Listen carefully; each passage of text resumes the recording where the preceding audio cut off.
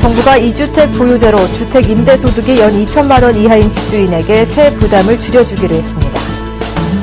정부는 기업 인수합병 활성화를 위해 시장 참여를 제약하는 규제를 대폭 개선하겠다고 밝혔습니다. 내년부터 3년간 1,500만 원 이하 엔젤 투자금에 대해서는 100% 소득공제가 적용됩니다. 개발도상국을 상대로 정부가 추진 중인 경제발전 경험 공유 사업에 국내 기업을 참여시켜 해외 시장 진출을 지원하는 방안이 추진됩니다. 시청자 여러분 안녕하십니까? 센 경제 현장의 정혜림입니다. 코스피 지수가 우크라이나 사태가 진정구변에 접어들고 또 중국의 GDP 성장률 목표치가 7.5%로 발표가 되면서 다시 한번 1970원 회복하면서 마감 지었습니다. 오늘장 마감 소식 증권부의 고병기 기자 연결해 자세한 소식 들어보도록 하겠습니다. 안녕하십니까? 안녕하세요. 네, 마감 소식부터 전해주시죠.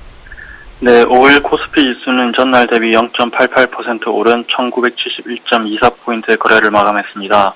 코스닥 지수는 전날 대비 0.98% 오른 536.77포인트로 장을 마쳤습니다. 전날 푸틴 러시아 대통령의 군대 철수 발언에 우크라이나 사태가 진정 국면에 접어들면서 투자 심리가 크게 개선됐습니다. 미국의 S&P 500 지수가 사상 최고치를 경신하는 등 3대 지수 모두 1% 이상 상승 마감한 것이 국내 증시에도 긍정적으로 작용했습니다. 여기에다 이날 중국이 시장 의료와 달리 올해 GDP 성장률 목표치를 지난해와 같이 7.5%로 유지하겠다고 밝힌 것도 국내 증시에 훈풍을 불고 왔습니다.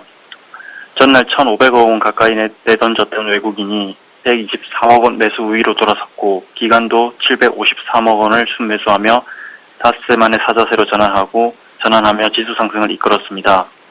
반면 이날 개인은 925억 원어치를 내다 팔았습니다. 이영곤 하나대투증권 투자정보팀장은 우크라이나 사태 등 대외 불안 심리가 완화되면서 국내 증시에 대한 투자 심리가 안정 국면에 진입했다면서 외국인의 국내 증시 유입으로 대형주의 반등 시도가 이어질 것이라고 전망했습니다. 이날 대부분의 업종이 상승한 가운데 특히 비금속 광물과 기계, 건설업, 철강, 금속이 강세를 나타냈습니다. 반면 전기가스업과 은행, 통신업, 의약품 등은 하락했습니다. 시가총액 상위 종목 중에서는 삼성전자가 1.14% 올랐고 현대차도 1.03% 상승했습니다. 특히 네이버가 3.65%나 상승하며 SK하이닉스를 제치고 시가총액 순위 4위로 올라섰습니다. 한국전력과 SK텔레콤, LG화학 등은 하락했습니다. 이날 중국 관련주들의 강세도 두드러졌습니다. 두산인프라코어가 중국 물삭기 판매가 늘어날 것이라는 기대감에 6.56%나 급등했고 이 밖에 중국 정부의 투자 증가 기대감에 현대제철과 영흥철강 그리고 동국제강 등 철강주가 3% 내외의 상승률을 기록했습니다. 원달러 환율은 서울 외환시장에서 전날보다 2.6원 내린 1,070.9원에 마감했습니다. 네, 또 대우건설이 CJ 대한통운의 지분 매각을 검토하고 있다라는 소식이 급등한 하루였습니다. 대우건설의 앞으로의 주가 전망은 어떻습니까? 네, 5일 대우건설은 유가증권 시장에서 전 거래일보다 6.19% 오른 8,750원의 거래를 마쳤습니다. 전날 대우건설이 조회 공시를 통해 CJ 대한통운의 지분을 매각할 것이라고 밝힌 것이 주가에 호재로 작용했습니다. 대우건설은 CJ 대한통운의 지분 5.33%를 보유하고 있습니다. CJ 대한통운의 이날 종가인 11만 5,500원을 기준으로 하면 약 1,400억 원 규모로 최초 취득 금액보다 140억 원가량 높습니다. 전문가들은 대우건설이 CJ 대한통운의 지분에서 나오는 이익보다는 현금 확보에 중점을 두고 있다고 전했습니다. CJ 대한통운이 지난해 600억 원의 단기 순손실을 기록하며 부진했던 것도 이번 지분 매각에 영향을 끼친 것으로 보고 있습니다. 시장 전문가들은 대우건설이 현금을 확보해 유동성을 개선하는 과정을 진행하고 있기 때문에 앞으로도 주가에 긍정적인 영향을 미칠 것으로 보고 있습니다. 이선일 IM투자증권 연구원은 대우건설이 최근 주택경기 회복세로 건설주들에 대한 투자 심리가 긍정적인 상황에서 현금 확보에 나선 것이라며 이번 지분 매각은 주가에 긍정적으로 작용할 가능성이 크다고 설명했습니다. 최근에 애니팡2 출시 이후로 급격한 상승을 보이던 썬데이토즈가 오늘장에서 급락을 했습니다. 전문가들은 가파른 상승에 따른 차익 실현 매물이 출회된 것으로 우선 파악하고 있는데요. 앞으로의 이 썬데이토즈의 주가 전망과 실적 추이는 어떻습니까? 네, 올 썬데이토즈는 코스닥 시장에서 전 거래일보다 12.76%나 급락한 14,700원의 거래를 마쳤습니다. 19거래일 만의 하락입니다. 이날 개인은 썬데이토즈를 159,865주 매도하며 주가를 끌어내렸습니다. 전문가들은 썬데이토즈의 주가가 단기 상승하면서 차익 실현 욕구가 커지는 구간에 진입하고 있다고 평가했습니다. 지난 1월 애니팡2 출시 이후 주가가 200% 넘게 올랐기 때문입니다. 지난달 썬데이토즈에 투자한 소프트뱅크 벤처스가 지분 10%를 매도한 것을 포함해 지난해 11월부터 코오롱 인베스트먼트, 파크 베널든 매니지먼트, 신한 상호저축은행 등 기존 투자자들도 지분을 매각했습니다. 증권사 스몰캡 연구원은 썬데이토즈의 주가 상승으로 280% 넘게 수익을 본 운용사도 나타나고 있다며 투자자들이 차익 실현 욕구가 높은 상태에서 한두 군데 창구에서 매도가 시작되면 다른 창구에서도 차익 매물이 따라 나온다고 전했습니다. 다만 전문가들은 아직까지 썬데이토즈의 매출 전망은 견조하다고 설명했습니다. 유승준 한국증권연구원은 썬데이토즈의 주가 하락은 단순 차익 실현에 그칠 것이라며 애니팡2는 게임 앱 순위에서 1, 2위를 유지하고 있고 하루 매출도 3억 원가량을 기록하고 있기 때문에 앞으로 매출 전망도 밝다고 평가했습니다. 네, 잘 들었습니다. 지금까지 증권부의 고병기 기자와 함께했습니다. 오늘 말씀 고맙습니다. 감사합니다.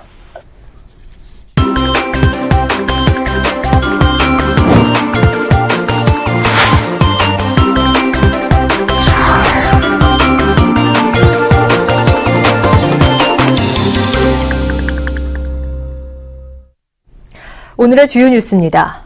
정부가 2주택 보유자로 주택 임대 소득이 연 2천만 원 이하인 집주인에게 2016년부터 분리 과세를 적용하고 필요 경비율을 45%에서 60%로 높여 세 부담을 줄여주기로 했습니다. 연 2천만 원 이하 소득자는 분리 과세하고 2천만 원 초과 소득자는 종합소득으로 과세하는 방식입니다. 2주택 보유자로 연간 주택 임대소득 2천만 원 이하 소규모 임대사업자에 대한 과세는 2년간 유예됩니다. 2016년부터는 단일세율 14%를 적용해 분리과세를 적용하고 필요 경비율을 60%로 늘려 세 부담 증가분을 상쇄해 주기로 했습니다. 정부는 기업 인수합병 활성화를 위해 사모투자펀드, 전략적 투자자 등 M&A 매수자에 대해 자금의 조성, 투자, 관리 회수 등의 단계별로 시장 참여를 제약하는 규제를 대폭 개선하겠다고 밝혔습니다. 성장 사다리 펀드 내 M&A 펀드 규모를 3년 이내에 1조 원으로까지 확대하고 주식 교육 방식의 M&A에 대해서도 세제 지원을 확대하기로 했습니다. 또 상장 법인의 합병가액 규제를 완화하는 등 경직적인 M&A 기준과 절차를 개선하기로 했습니다. 내년부터 3년간 1,500만 원 이하 엔젤 투자금에 대해서는 100% 소득 공제가 적용됩니다. 정부는 엔젤 투자 소득 공제율 1,500만 원 이하 구간을 새로 만들어 내년부터 2017년까지 3년간 100%를 공제해 주기로 했습니다. 1억 원을 엔젤 투자하면 1,500만 원까지는 100% 공제, 1,500만 원에서 5천만 원까지는 50%, 5천만 원에서 1억 원까지는 30%를 공제해 주는 방식입니다. 이외에도 투자 실적과 경력, 자격 요건 등을 갖춘 엔젤을 전문 엔젤로 지정해 정책자금 지원 과정에서 우대하는 방안도 검토하기로 했습니다. 개발도상국을 상대로 정부가 추진 중인 경제발전 경험 공유 사업에 국내 기업을 참여시켜서 해외 시장 진출을 지원하는 방안이 추진됩니다. 전국경제인연합회는 기획재정부와 공동으로 신흥시장 포럼을 열어 기업의 경제발전 경험 공유사업 참여 방안과 정부 지원책을 논의했습니다. 윤태용 기재부 대외경제국장은 경제발전 경험 공유 사업에 민간 기업들을 참여시켜 개도국들의 우리 기업의 경험과 전문성을 전수해주는 지식 공유 사업으로 확대해 나갈 계획이라고 말했습니다. 국내 기업의 후속 진출 사업과 연계하기 위해 대외경제협력기금과 수출금융 등에 대한 지원도 늘어납니다. 정부는 특히 국내 중소기업을 위해 보건과 의료, 교육, IT 분야 자문 사업을 적극적으로 발굴해 해외 진출을 지원하기로 했습니다. 이르면 올해 9월부터 사측이 정규직과 같은 업무를 수행하는 비정규직 근로자를 임금, 복리후생 등 측면에서 고의로 차별하다가 적발되면 차별 금액의 최고 3배까지 보상해야 합니다. 단시간 근로자의 초과 근로에는 통상 임금의 50%를 가산해 지급해야 합니다. 기획재정부와 고용노동부, 국회 등에 따르면 기간제 및 단시간 근로자 보호 등에 관한 법률 개정안인 기간제법과 파견 근로자 보호 등에 관한 법률 개정안인 파견 근로자법이 3월 중에 공포될 예정이며 이르면 9월부터 법률 개정의 효력이 발생합니다. 네, 한국은행 총재로 이주열 전 부총재가 다시 지명이 되면서 총재직이 상대적으로 가려졌던 금융통합위원 인선에 관심이 고조가 되고 있습니다. 오늘 이 내용과 관련해서 경제부의 이현선 기자와 함께 얘기 들어보도록 하겠습니다. 안녕하십니까? 예, 안녕하세요. 네, 새로운 금융통합위원은 누가 될지 궁금해지는데요. 그 소식 전해주시죠. 예, 금통위는 기준금리를 결정하는 모임체입니다. 이 금통위원들은 7인의 현자라고 불릴 만큼 내로라 하는 국내 경제 석학들이 탐내는 자리인데요. 현재 임기 만료를 앞둔 금통위원은 임승태 위원으로 다음 달 14일 임기를 마칩니다. 당연직 위원인 박원식 부총재를 제외한 4명의 금통위원 임기가 모두 2016년 4월에 끝나기 때문에 향후 2년간 나오는 자리가 없습니다. 이 때문에 실제 금통위원 하마평에 오르는 인물들이 자천타천으로 상당히 많은 상태인데요. 관료들을 배제하는 현 분위기에 따라 학계 쪽 인사들이 물망에 오르고 있습니다. 현재까지 알려진 후보군 가운데서는 여성 학자인 이인실 전 통계청장이 확실한 여성 프리미엄을 얻은 것으로 보입니다. 과거 금통위원 유력 후보로 올랐던 이장현 금융연수원장도 IMF 통화환율정책국에 근무했었던 전문가로서 이름이 나오고 있습니다. 한은 발권국장을 지낸 김두경 전 은행연합회 상무 이름도 나오는데요. 김 전 상무는 이번에 한은 총재에 유력하게 거론됐던 김준경 KDI 원장의 형이기도 합니다. 인사들이 물망에 오르고 있군요. 그렇다면 4월 이후에 금통의 분위기도 좀 달라질까요? 아무래도 영향을 받을 수밖에 없을 것으로 보이는데요. 금통위는 총재, 부총재, 금통위원 5명 등 총 7명이 표결로 금리를 결정합니다. 김중수 총재가 주재할 3월 금통위가 아직 남아있지만 금리 동결이 거의 확실한 상황입니다. 이 때문에 금통위 의장이 이주열 신임 총재로 바뀌는 4월 이후 금통위로 관심이 쏠리는 건데요. 이주열 내정자는 통화정책의 잔뼈가 굵은 인물입니다. 한은에서 35년간 근무했었던 경력 때문에 외부 출신 총재보다는 매파적인 시각이 좀 더 우세할 것이라는 해석이 많습니다. 그리고 통상 총재와 부총재는 의견을 같이 하기 때문에 7명 중 2명의 성향이 4월부터는 달라질 수 있습니다. 그리고 앞서 설명했듯 4월에는 또 임승태 위원 자리에 새로운 의원이 들어옵니다. 총 3명이 바뀌는 셈인데요. 하지만 시장에서 제기하는 금리 인하 가능성은 현재로선 낮아 보입니다. 이주열 내정자도 통화정책의 일관성이 중요하다고 강조한 터라 급격한 변화를 꾀할 가능성은 크지 않습니다. 네. 이주열 한은 총재가 이제 취임을 하게 되면 한은 안에 있는 인사 이동도 이제 이루어지게 될 텐데 그 가능성은 얼마나 좀 점쳐지고 있나요? 예, 아직 다소 이른감이 있긴 한데요. 새 총재 취임 이후 한은 집행위원 인사 구도에 대한 설왕설래도 많이 나오고 있습니다. 한은에서 총재 교체로 집행임원이 동시에 물갈이 되는 경우는 없었습니다. 하지만 박원식 부총재를 비롯해 강준호, 강태수, 김준일 부총재보 등은 내년 4월에 일제히 임기를 마칩니다. 동시에 4자리가 비는 셈입니다. 핵심은 2년 전 김중수 총재의 파격적인 인사 이동으로 인해 밀려났던 인사들의 복귀 여부입니다. 당시 한은은 경제연구원의 연구위원 제도를 만들어서 이상우 조사국장, 민성기 금융시장국장, 이흥모 발권국장 등 당시로서는 굉장히 굵직굵직했던 국장들을 일제히 발령냈는데요. 이 중 민국장의 경우 지난해 은행연합회 상무로 나왔지만 다른 2 국장은 아직 현직에 있습니다. 다만 이들이 56년, 58년생 정도로 현재 임원진과 비교해서 나이가 좀 많은 것은 사실입니다. 이와 더불어 김중수 키즈라 불렸던 임원과 국장들의 변화도 관심거리입니다. 김 총재는 박사급 인재를 대거 중용하는 과정에서 통상 1급으로 채우던 국장 자리에 2급을 올리는 등 연공서열을 파격적으로 깼던 그런 인사를 단행했습니다. 이에 대해서 한은의 내부 전망은 엇갈리고 있습니다. 한은의 한 관계자는 업무 능력이 뛰어났던 분들은 충분히 복귀 가능성이 있다고 말했지만 또 다른 관계자들은 이주열 총재 내정자가 그렇게 무리한 인사로 내부 마찰을 일으킬 성격이 아니다라고 말했습니다. 네. 이주열 총재 내정자는 이제 국회 청문회만 남겨두고 있습니다. 이번 청문회에서 어떤 것들이 좀 쟁점으로 떠오르게 될까요? 예, 19일로 예정된 인사청문회의 쟁점은 크게 세 가지로 나뉠 수가 있습니다. 첫째는 아들의 병역 문제인데요. 이주열 내정자는 공군 병장으로 만기 제대를 했지만 아들은 무릎 인대 파열 때문에 면제가 됐습니다. 병원 기록 등이 남아있다고는 하지만 충분히 논란을 삼을 수 있을 것으로 보입니다. 둘째는 저축은행 예금입니다. 이주열 내정자의 재산 14억 가운데 아파트 5억을 뺀 나머지가 모두 예금인데요. 이 예금들이 7개 저축은행에 분산 예치되어 있습니다. 원리금 보장 한도인 5천만 원씩 나눈 것입니다. 한은 부총재로서 저축은행 영업정지를 의결하는 금융위원회 회의에 참석한 적이 있기 때문에 예금을 가입한 시점과 해지한 시점에 문제가 없었나에 대한 검증도 있을 것으로 보입니다. 세 번째는 통화정책 능력입니다.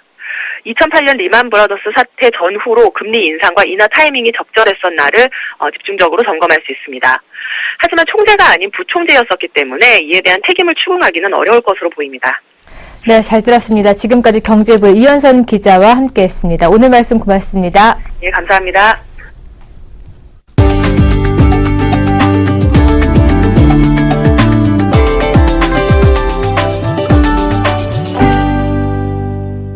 윤상주 산업통상자원부 장관은 내년 도입 예정인 저탄소차 협력금 제도가 수입차에 유리하고 국산차에는 불리한 형평성 문제가 있어 재검토하고 있다고 밝혔습니다. 윤 장관은 자동차 탄소세는 고연비의 수입차만 혜택을 보고 국산차는 역차별을 받을 수 있다며 환경보호와 함께 전반적으로 다시 살펴보고 있다고 말했습니다.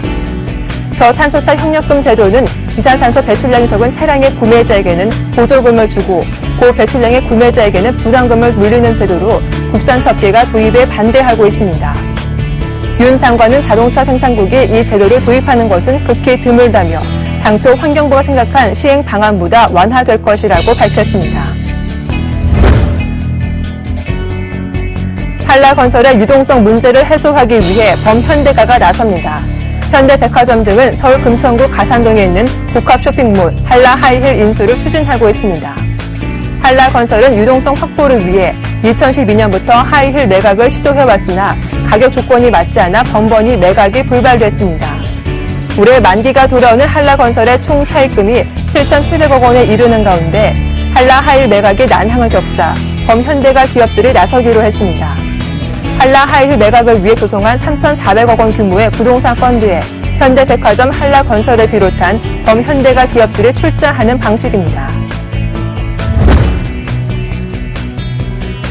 국내 조선업계가 중국 업체들보다 배 이상 많은 수주량을 기록하며 글로벌 시장에서 2개월 연속으로 수주 1위 자리를 지켰습니다. 국제해운조선시황 분석기관인 클락슨에 따르면 지난달 세계 선박 발주량은 304만 CGT로 전년 동기보다 19.5% 증가했습니다. 국내 조선업계 점유율은 45.7%로 세계 발주량의 절반 가까이를 차지했으며 중국보다 갑절 이상의 수주량을 기록했습니다. 수주액 기준으로는 국내 조선업계는 약 34억 달러로 중국의 10억 달러를 훨씬 앞섰습니다. 조선업계 관계자는 국내 조선사들은 고부가가치 선박 제조 기술 등 선진 기술로 글로벌 시장에서 좋은 실적을 내고 있다고 강조했습니다. LG유플러스가 대만 이동통신사 TSCC에 LTE 서비스 경험을 전수합니다. LG유플러스는 TSCC와 LTE 컨설팅 서비스 제공 협약을 체결하고 네트워크 서비스, 인프라 단말기, 마케팅, 영업 부문에 관한 노하우를 종합 전수하기로 했습니다. LG유플러스는 네트워크 관련 기술과 막내 무제한 요금제 등을 집중적으로 전수해 대만 후발 사업자인 TSCC가 LTE 시장에 성공적으로 진입하도록 지원할 계획입니다. 잉치아오의 TSCC 회장은 LG유플러스와 같이 후발 사업자가 단기간 내 시장 선도 사업자로 탈바꿈하는 것은 유례를 찾아보기 어렵다며 LG유플러스의 축적된 지식과 경험을 습득해 대만 통신시장에서 돌풍을 일으키겠다고 말했습니다. 센 경제 현장 오늘 준비한 소식은 여기까지입니다. 시청해주신 여러분 고맙습니다.